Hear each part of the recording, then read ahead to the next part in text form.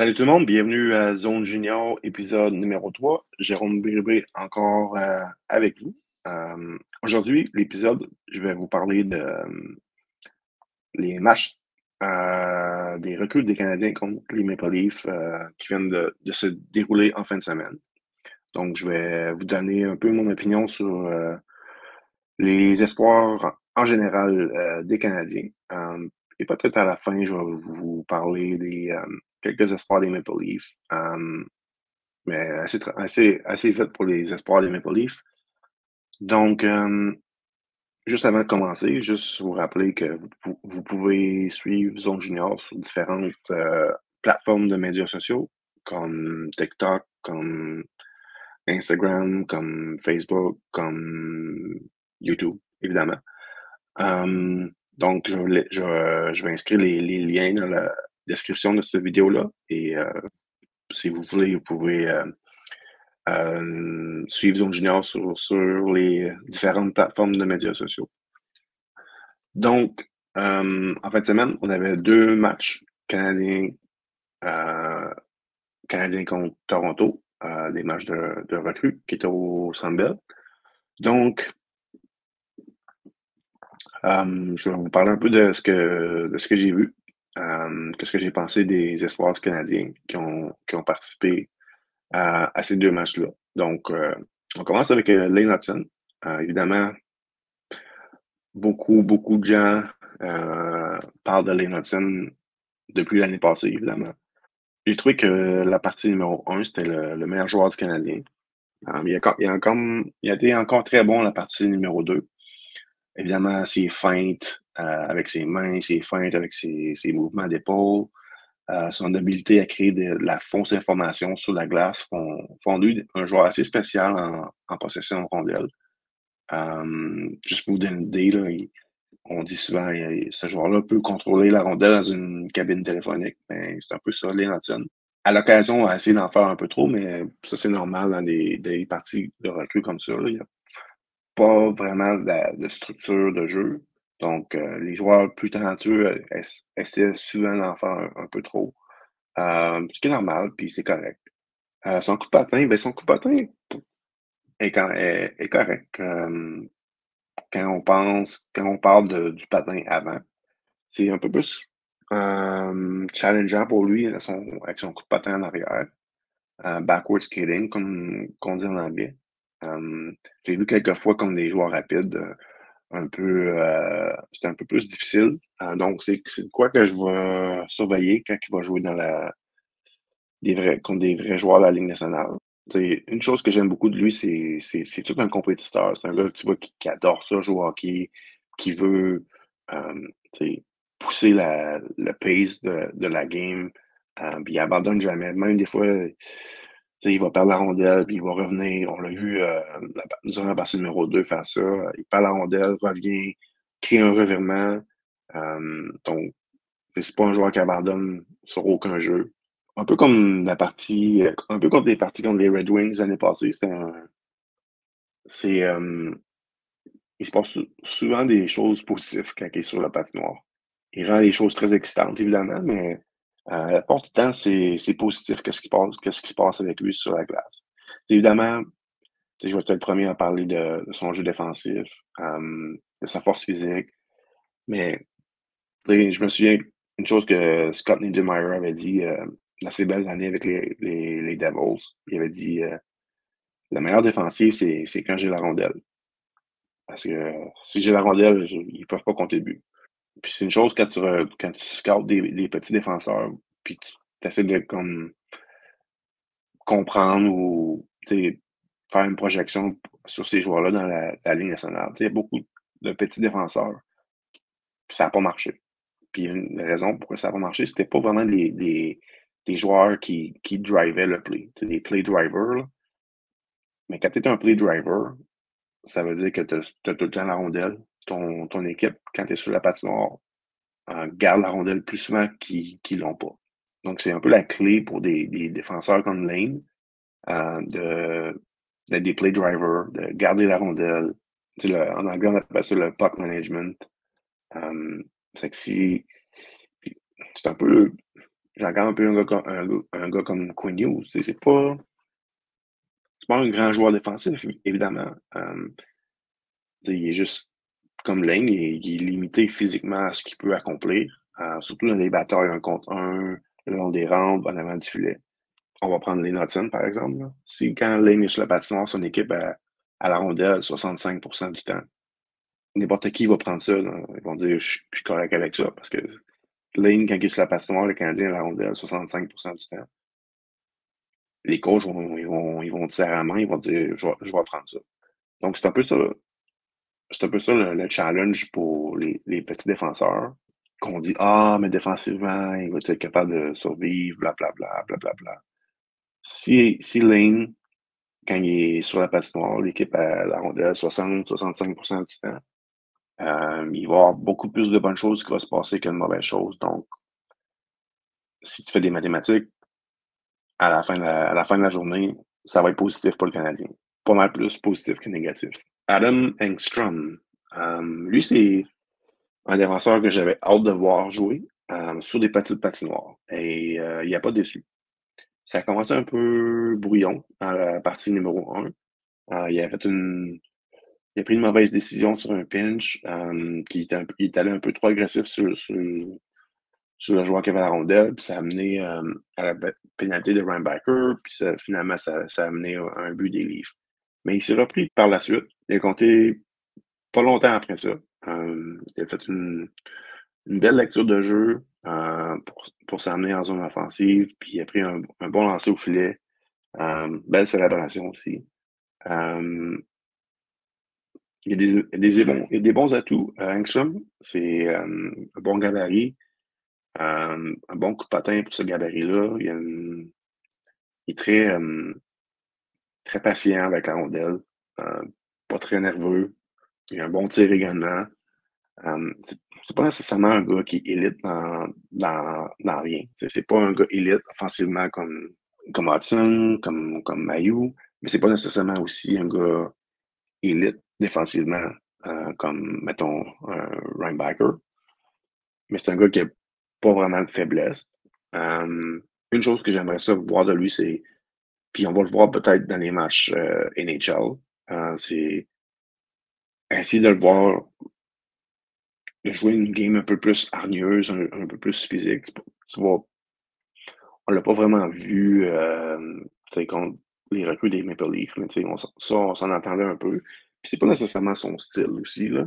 Mais c'est sûr que plus qu'il joue physique, plus qu'il y a de la hargne, ça, ça va l'aider défensivement dans la Ligue nationale.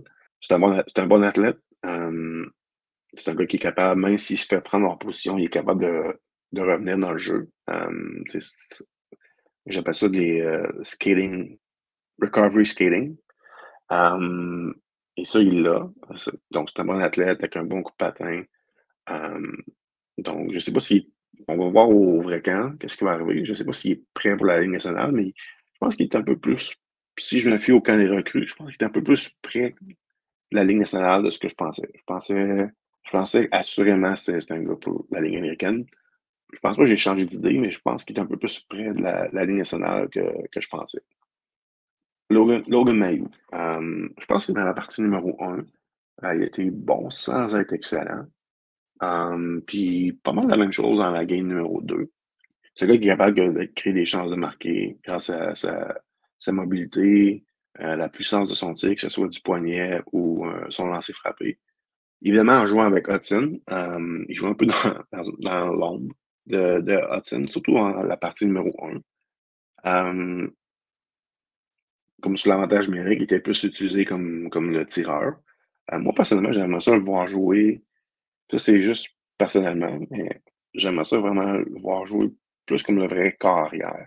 Puis évidemment, je comprends qu'avec Hutton, Mayu va être transféré comme plus le tireur, mais j'aimerais ça le voir jouer, puis j'aimerais ça le voir créer plus de jeux pour ses coéquipiers, voir s'il est capable de faire ça. Parce que autant quand il était dans le junior que la Ligue américaine l'année passée, ça a toujours été plus un gars que c'est l'avantage numérique qui est là pour se relancer. J'aimerais ça le voir comme créer des jeux avec ses jeux de passe, sa vision de jeu, pour voir jusqu'où ça se situe dans.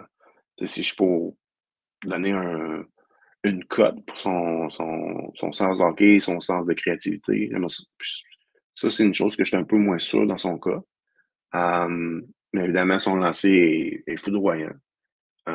C'est un gars qui peut marquer d'un peu partout en zone offensive avec son lancer. Si tout va bien, je pense que c'est un gars qui peut marquer 15-20 buts dans la Ligue nationale. Je suis quand même pas surpris qu'il y ait des saisons de 20 buts et plus. Si tout va bien dans la Ligue nationale. Défensivement, c'est là que des grosses. Il y a quelques inquiétudes pour l'avoir vu jouer à London puis avec le Rocket l'année passée. J'ai trouvé qu'il a quand même bien fait dans les deux parties en fin de semaine. Surtout, un de ses problèmes, c'était surtout son jeu sous pression. Alors, s'il y avait de la pression sur lui en possession de rondelle, des fois, il prenait la mauvaise décision, il se débarrassait de la rondelle, il y a des revirements qui étaient créés à cause de ça. En fin de semaine, j'ai trouvé qu'il était très bon avec ça. Évidemment, c'est une game de recrues, puis les gars des Leafs, à part leur premier trio, il n'y a pas vraiment de bons joueurs, pour être honnête, là. Donc, s'il continue à améliorer cette facette de ce jeu-là, puis il joue au camp NHL comme qu'il joue au camp des recrues, je pense que c'est juste bon signe dans son cas. Et ça va juste accroître son potentiel pour la Ligue nationale. Parce que si son jeu défensif devient très bon, là, t'as comme un package super intéressant avec lui, mais on verra au camp de la NHL. Si sa prise de décision sous pression est aussi bonne qu'elle était en fin de semaine, mais c'est un bon début pour lui. Évidemment, il n'a pas dominé le jeu un peu comme, mettons, Hudson l'a fait. Si on peut comparer les deux, c'était vraiment la game. Ces games de recul-là, c'était vraiment le show de Lane Hudson comparé à Mayu, mais Mayu a quand même, il est quand même bien fait dans l'ensemble. David Reinbacher, rien de spectaculaire dans son cas. Surtout la partie numéro 1, ça a été moins flashy que les autres défenseurs du Canadien. Après les Hudson, Mailloux, Engstrom, Reinbacher était le gars moins flashy, mais très efficace selon moi. Être flashy, être super flashy sur la patinoire, ça égale pas gagner des games d'hockey. Moi, je le trouve efficace, je le trouve super bon défensivement. C'est un profil quand même assez rare dans la Ligue nationale que toutes les équipes cherchent des gros défenseurs droitiers, mobiles, qui défendent bien. Évidemment, si le Canadien l'a choisi au 5e rang, c'est qu'il savait qu'il partait tout de suite après. Sinon. Donc, le Canadien aurait pu échanger leur choix, descendre dans le repêchage, mais il l'avait pas eu. Puis c'était le joueur qu'il voulait. Quand il va être prêt pour la Ligue nationale, puis je sais pas quand que ça va être, honnêtement. On verra comment il va se débrouiller au camp des Canadiens cette semaine, puis la semaine prochaine. Mais selon moi, j'aime beaucoup ma comparaison de une version droitier de Kevin Goulet. Bon gabarit, intelligent, pas vraiment un gars de powerplay. En tout cas, pas de powerplay 1. Il va jouer beaucoup sur le piqué contre les meilleurs trios adverses. Il va jouer des minutes tough, comme on dit. Mais pour revenir en fin de semaine, j'ai trouvé qu'il était beaucoup meilleur lors du deuxième match. J'ai remarqué son premier ou deuxième présence sur la patinoire. Il a donné une bonne mise en échec, mais c'était une mise en échec un peu hargneuse, comme, tu sais, qui voulait mettre un peu un ton différent à cette game-là. Game numéro 1, il n'a pas été si physique que ça, mais le deuxième game, je trouvais qu'il était plus physique, un peu plus méchant sur la patinoire. Puis tu vois que son mindset, là, mentalement, c'était un peu différent de la partie numéro 1 à la partie numéro 2. L'intensité était plus là durant la partie numéro 2. Durant la deuxième partie, sans être super flashy, il a quand même fait des bons jeux de passe, surtout en deuxième période. Il y a eu des belles séquences de sa part avec transporter la rondelle avec son bon coup de patin, puis quand même des bons jeux créatifs avec la rondelle. S'il peut en faire plus de ça, je pense que ça va être super bon pour lui. Puis je pense que les fans des Canadiens là, qui sont un peu critiques sur lui vont être un peu plus indulgents. Puis je pense qu'ils vont commencer à l'aimer un peu plus que présentement. Mais moi, c'est un défenseur que j'aime. Je l'ai encore classé devant Hudson sur ma liste d'espoir.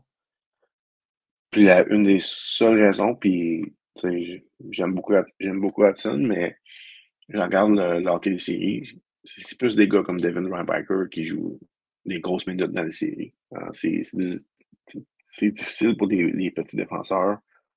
C'est aussi bon que Quinn Hughes et il n'a pas connu des bonnes séries encore le printemps passé.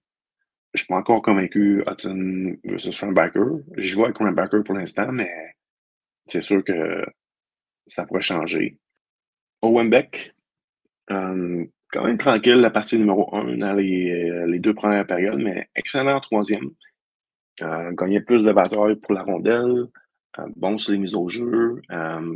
Sa chimie avec Emil Hyman commençait à se développer tranquillement en troisième. C'est qu'ils ont eu des belles séquences en troisième période.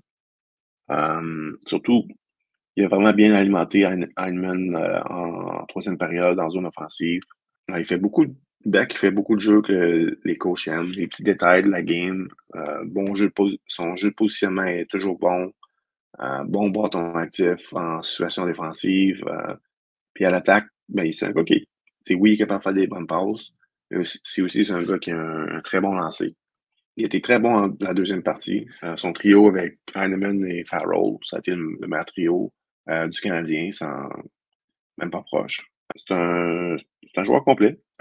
Sans être élite offensivement, il y a quand même des bons outils à l'attaque. Si tu regardes la qualité de son lancer, ses qualités de passeur, puis si tu rajoutes à ça toutes ses qualités sans la rondelle, tu peux facilement l'imaginer comme un futur troisième centre de la Ligue nationale. Je pense pas qu'il est si loin que ça de la Ligue nationale, mais je pense qu'une bonne année dans la Ligue américaine lui serait super bon pour lui. Puis on verra comment il va s'ajuster au hockey professionnel. Mais tu regardes les centres numéro 3, numéro 4 à Montréal. Jake Evans, Dvorak, c'est deux gars qui pourraient plus, être, être partie de l'organisation l'année prochaine. Les deux sont en agents libres, donc dans un an, les portes vont peut-être s'ouvrir à, à Beck pour la Ligue nationale. Emil Hyman, un peu comme Beck, tranquille dans les deux premières périodes du match numéro 1, mais il a commencé à utiliser son lancer un peu plus souvent en troisième période de la game 1. Sa vitesse aussi.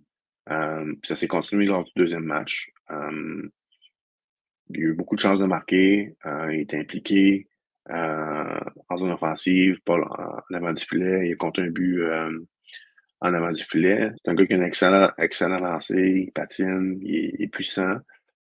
Oui, il a un excellent lancer, mais je sais pas si son lancer est vraiment c'est un sniper shot. Parce que, c'est un lancer puissant et tout ça, mais tu sais, je sais pas si ça se traduit par un marqueur de 30 buts, là. Je suis pas encore convaincu que ça va faire un joueur de la NHL. Je trouve que son manque de constance lui fait mal. On l'a vu un peu en fin de semaine, mais on l'a vu beaucoup l'année passée avec le Rocket. Quand il est sur sa game, il a l'air d'un futur joueur de la NHL, mais il y a beaucoup d'autres games que c'est comme je suis pas convaincu. Euh, Aussi, c'est pas nécessairement un grand fabricant de jeu. Son hockey IQ est un peu moyen. Moi, j'aimerais ça pour qu'il améliore ses chances de jouer dans la Ligue nationale puis de rester dans la Ligue nationale, c'est devenir un bon joueur en désavantage numérique. Ça lui rendrait ça le rendrait plus utile à son équipe dans la Ligue nationale. Je le dis souvent dans le repêchage, là, mais plus que tu peux faire de choses sur la glace, plus que tu vas avoir d'utilité pour une équipe dans la Ligue nationale, puis plus ça va améliorer tes chances de rester dans la Ligue nationale. Fait que plus que tu peux faire de choses, plus que tes chances sont meilleures. C'est ça que j'aimerais ça voir dans Hyman, peut-être devenir un bon joueur en désavantage numérique. J'ai pas encore vu ça de sa part. Il y avait comme des comparaisons avec Lekonen quand il est arrivé à Montréal. Honnêtement, ils sont complètement le contraire. Euh, Lekonen, c'est un gars qui est excellent en piqué, super intelligent, très bon fabricant de jeu. Toutes des choses que Heinemann est pas. mais tu sais, elle amène la puissance et le lancer que, que le Konen n'a pas. Donc, tu sais, c'est pas vraiment de comparaison entre les joueurs, entre ces deux joueurs-là, selon moi. Florian Jacquet, batteur à son premier chiffre, pas super surprenant. Quand même un bon trio d'attaquants de puissance avec lui, Luke Tuck et Tyler Thorpe durant ces deux premiers matchs-là. Euh, Durant la partie numéro un, évidemment, oui, la bagarre, mais ça a comme mis un peu hors séquence, je trouve, dans la partie numéro un, parce qu'après sa bagarre, ça a été tranquille. En première période, ça a été tranquille en deuxième. Je pense qu'ils ont eu comme trio leur meilleur moment de cette game-là en troisième période. Ils ont commencé à jouer un peu plus comme des attaquants de puissance. Puis pas nécessairement ces bagarres, grosses miss en échec. C'est la rondelle était dans son territoire. Euh, il envoyait la rondelle en zone profonde. Bon échec avant. euh, du cycling, la rondelle. euh, Bonne protection de rondelle. Puis ça épuise les défensives adverses. T'as trois gars de 6'3", ils sont tous en haut de 6 pieds 3, ils sont tous en haut de 200 livres. Ça vient à la longue fatigant pour les défenseurs adverses. Euh, Puis en fait la même chose dans le game numéro 2. Euh, Puis dans le cas de Jack, il faut pas oublier que c'est un gars qui a juste 2 saisons junior majeures. Habituellement, les joueurs de son âge, ils en ont 4 saisons. Oui, il y a 2 saisons. C'est un peu un late bloomer, comme qu'on dit. Euh, donc, ses skills, il y a encore beaucoup de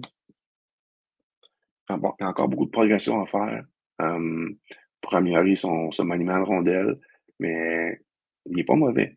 Tu regardes la passe qu'il a faite sur le jeu, sur le but de Thorpe dimanche, durant la deuxième partie. Super belle passe. C'est pas un mauvais patineur pour son gabarit. Euh, donc, tout ça, c'est positif. Ça va juste. Je pense pas que c'est un gars qui va être prêt pour la Ligue nationale immédiatement. C'est un gars qui a peur de personne, qui va challenger tout le monde sur la patinoire, qui parle tout le temps. Euh, donc, puis il a pas peur de se battre. Je pense pas que, même si c'est 6 pieds 4 pouces, je pense pas que c'est un gars qui va être un, un bagarreur qui va se battre contre les meilleurs bagarreurs de la Ligue nationale. Ça va être plus son frère, ça. Mais lui, il a ça, mais il a plus un côté agitateur, je trouve, que Harper. Donc, mais pour moi, c'est un gars qui, je pense, dans le meilleur des cas, tu lui donnes 2 bonnes saisons dans la Ligue américaine, puis je pense qu'après ça, c'est un gars qui pourrait, tu sais, challenger euh, pour un poste à Montréal, tu sais, sur un quatrième trio, que ce soit au centre ou à l'aile, là. On va voir s'il va rester au centre. Ses mises au jeu, c'était un peu plus difficile en fin de semaine. Philippe Messard, ça a été très tranquille dans la première partie. Tu voyais que ses qualités de patinage étaient un peu de retour. Je trouvais que, surtout l'année passée, je trouvais que son coup de patin, il était pas aussi explosif qu'avant. J'ai comme l'impression qu'il avait comme pris peut-être un peu trop de poids, essayé de se renforcer physiquement. Puis ça arrive des fois que les jeunes joueurs qui veulent se renforcer physiquement prennent un peu trop de poids, puis ça nuit un peu à leur patinage. Tu sais, sa qualité numéro un comme joueur Messard, c'est son coup de patin. Puis je trouvais que l'année passée, son coup de patin n'était pas aussi explosif qu'avant. Donc la première partie, honnêtement, je ne l'ai pas vu. Il y a eu trois petits flashs en troisième période, mais pas plus. Mais beaucoup plus impliqué la deuxième partie. Euh, Compétitionnait beaucoup plus, meilleure énergie. Il y a eu vraiment des bonnes séquences avec son coup de patin, avec ses mains. Il a déjoué des gars un contre un. C'est son coup de patin, bonne vitesse, euh, bonne accélération, des bons changements de direction. J'ai trouvé qu'il a très bien joué en la deuxième partie. C'est un gars qui a des bonnes qualités de passeur, c'est une bonne vision de jeu, donc c'est un gars qui peut être utile sur ton avantage numérique. Évidemment, l'équipe des Maple Leafs n'était pas super bonne, surtout en défensive. On va attendre le vrai camp de la Ligue nationale pour Messard pour voir vraiment son impact contre des gars des gars pros, des gars de la NHL. ça reste que la clé pour lui pour jouer dans la LNH, ça va être son implication et son et tu sais, jouer à l'intérieur. Sinon, c'est pas un gars qui va jouer dans la LNH. Tu as vu la différence entre la première partie et la deuxième partie? Première partie, il s'est pas impliqué, on l'a pas vu. Deuxième partie, il s'est impliqué, puis il y a eu un bon match. Donc, c'est un peu ça la clé pour Messar. Sean Farrell, un peu similaire à Messar, très tranquille au premier match. Son manque de vitesse, c'était flagrant. Mais bien meilleur dans le deuxième match. Il joue avec Beck et Heinemann. Son intelligence, son talent de passeur sont ses meilleures qualités à l'attaque. Son coup de patin, son manque d'explosion sur la glace lui font vraiment mal. C'est un gars super intelligent, mais il y a beaucoup de misère à se créer de l'espace, le patinoire, à cause de son manque de coup de patin, son manque d'explosion.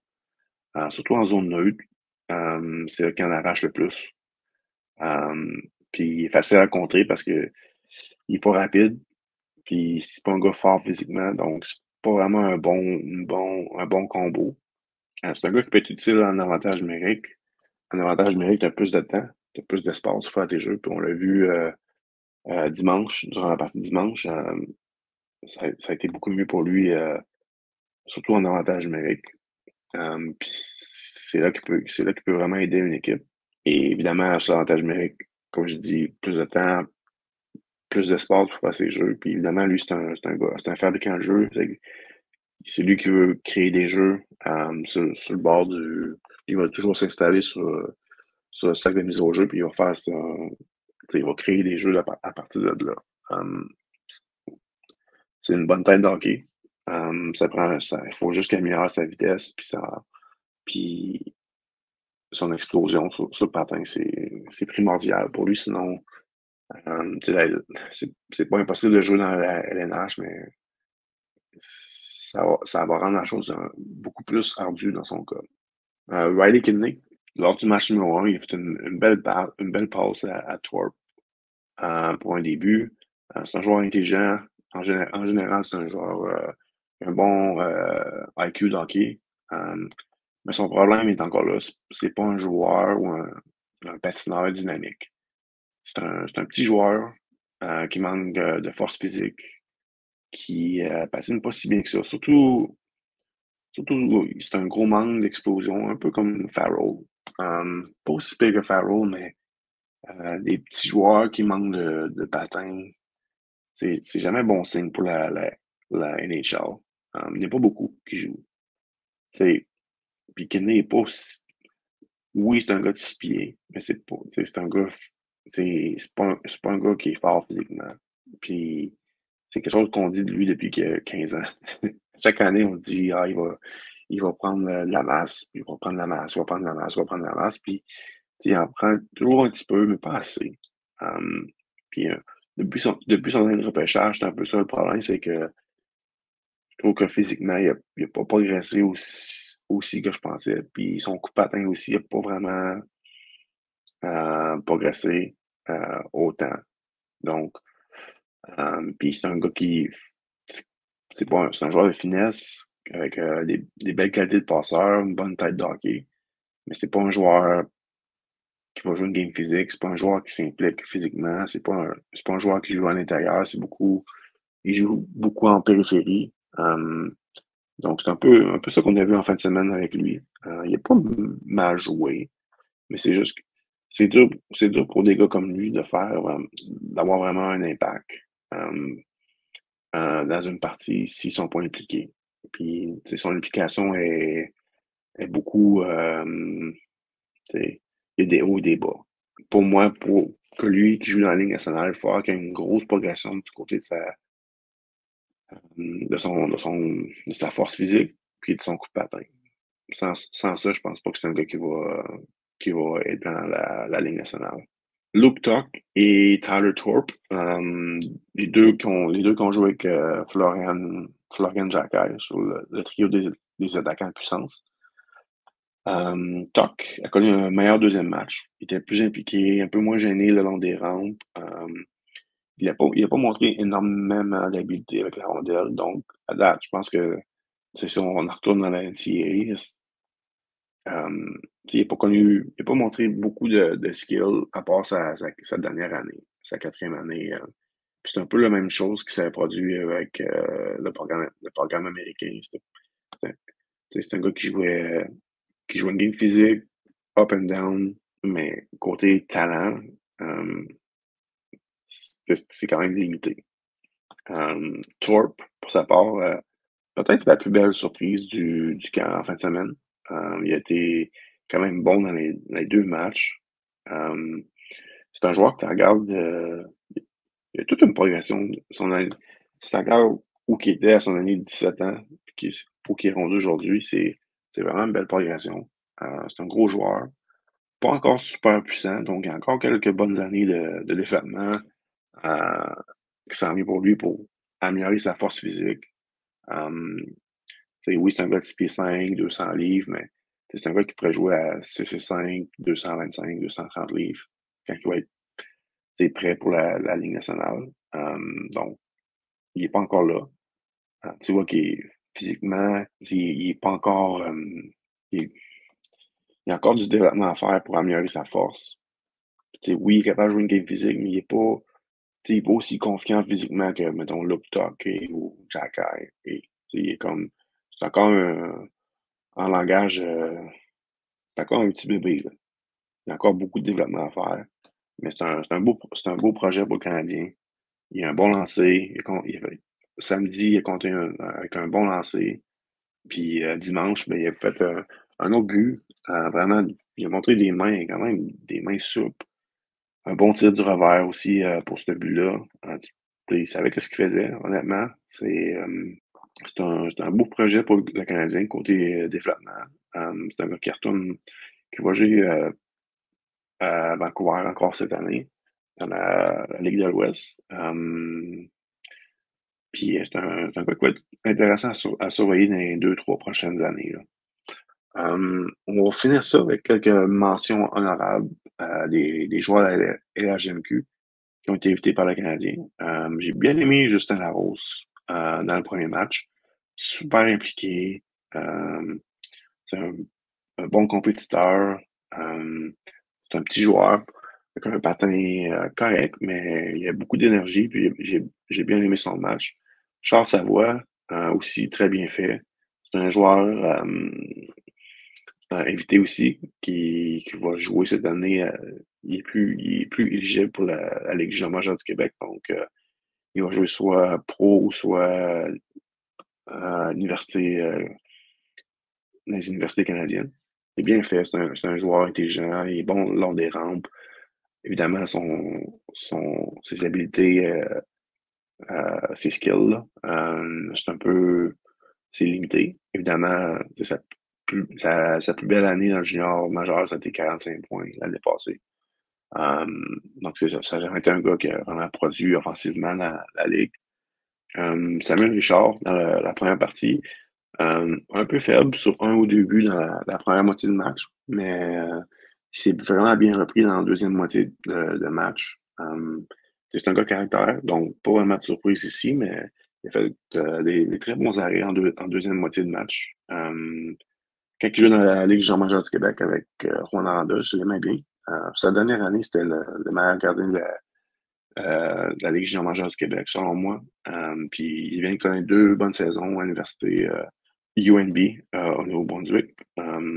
Donc, c'est ça. Je voulais juste mentionner ces trois joueurs-là qui viennent du Québec, qui ont bien performé en fin de semaine.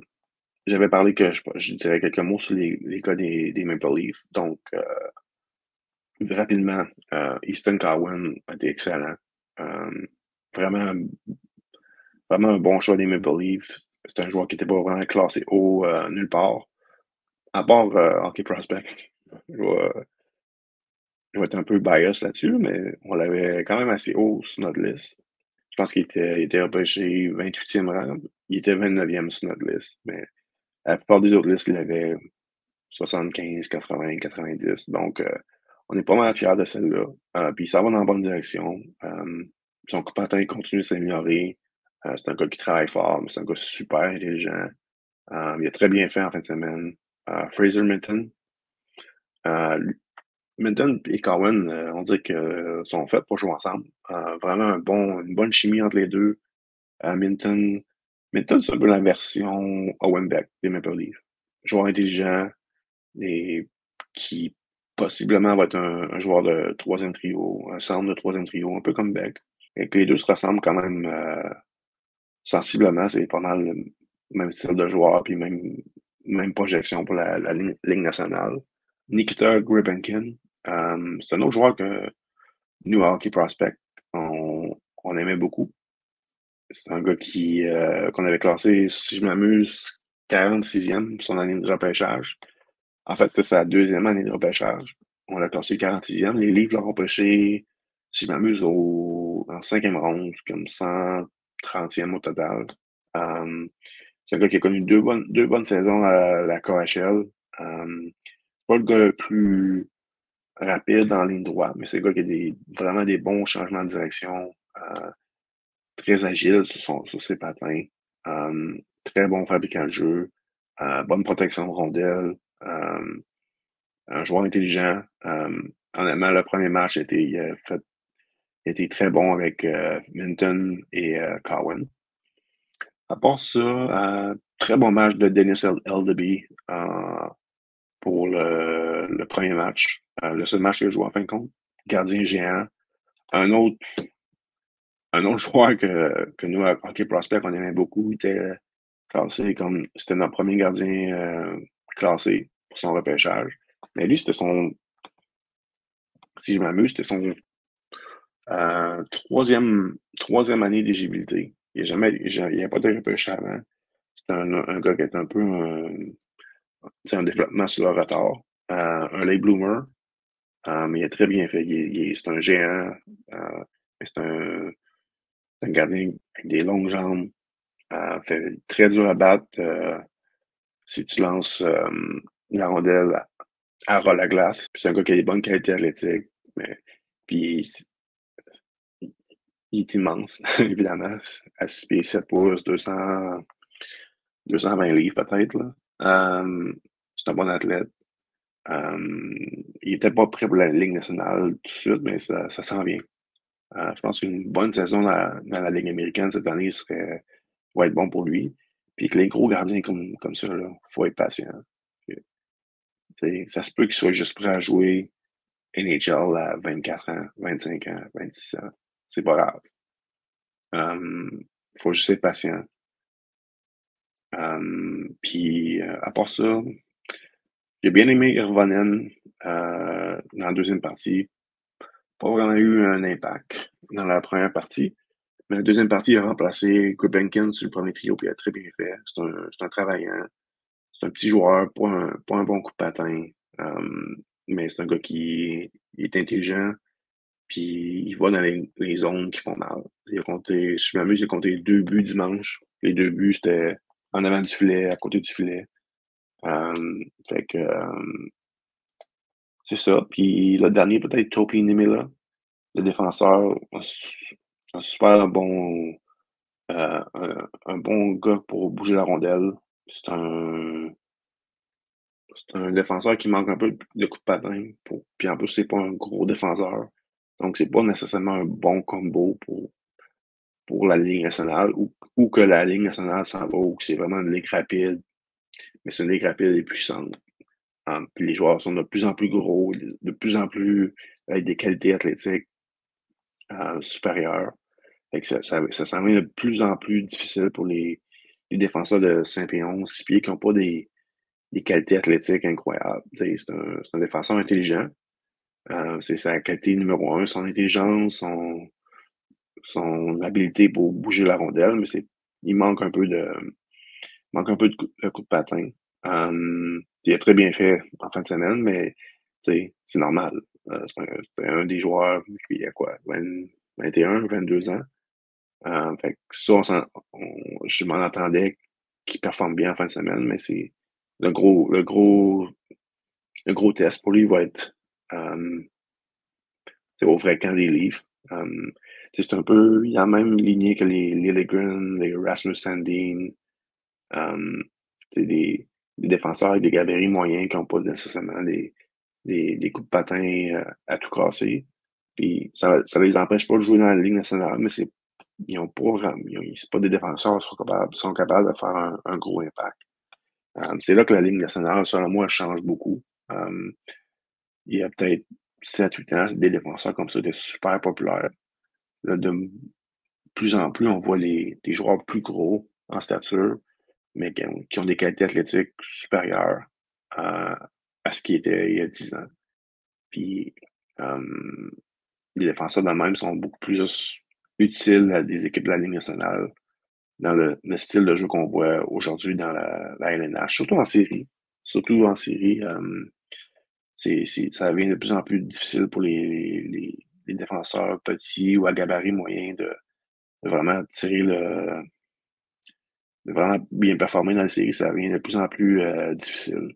Euh, donc, les équipes ils ont plus tendance à y aller avec les plus gros défenseurs qui ont des qualités athlétiques supérieures, puis sont plus gros, plus forts aussi. Fait que un- pour Nimela, c'est ça qui va être un peu plus difficile pour lui. Fait qu'il rentre un peu dans le moule que Liljegren, Rasmus Sandin qui est maintenant à Washington. C'est un peu le même moule de défenseur que les Leafs puis Carl Dubus aimaient, mais la Ligue nationale est en train de changer. Fait que des gars comme ça ils viennent de moins en moins populaires. Fait qu'on on verra pour Nimela s'il est capable de percer l'alignement des Leafs cette année. Donc, ça va terminer l'épisode d'aujourd'hui, de cette semaine. Donc, merci à tout le monde qui supporte la Zone Junior, qui ont écouté l'épisode. Je vous rappelle, si vous pouvez liker la page, liker l'épisode, ça aide toujours pour la visibilité de l'épisode puis du podcast. Donc, merci à tout le monde et on se reparle la semaine prochaine.